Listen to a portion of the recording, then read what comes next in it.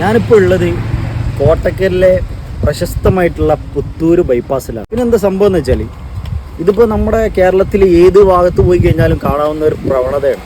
Waste എവിടെയും കൊണ്ട് തള്ളുക. ഇതിപ്പോൾ കണ്ടില്ലേ, ഇവിടുന്ന് വന്ന് ഭക്ഷണം കഴിച്ചതായിരിക്കും. ഭക്ഷണം കഴിച്ചിട്ട് ഇതൊക്കെ പാക്കറ്റാക്കി വെച്ചിട്ടുണ്ടോ. വേസ്റ്റ് നല്ല ഭദ്രമായിട്ട് പാക്കറ്റാക്കിയിട്ട് ഇവിടെ വെച്ചിട്ട് പോയതാണ്. അപ്പോൾ വേസ്റ്റ് കണ്ടില്ലേ, വേസ്റ്റ് ഇവിടെ ഡംപ് ചെയ്തിട്ട് അവർ പോയി. ഇതൊക്കെ ആരെ കൊണ്ട് കളയുക? ഇതിപ്പോൾ ഈ പ്രകൃതിയിൽ പ്ലാസ്റ്റിക് കാര്യങ്ങളൊക്കെ ഇവിടെ കാലാകാലം ഇവിടെ ഇങ്ങനെ കിടക്കും.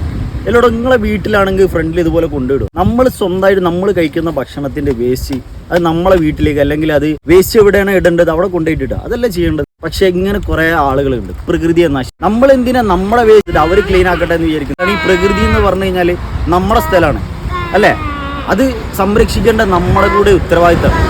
ഇങ്ങനൊന്നും ചെയ്യാതിരിക്കാം. ഇത് നമുക്ക് നാളെയും വേണം.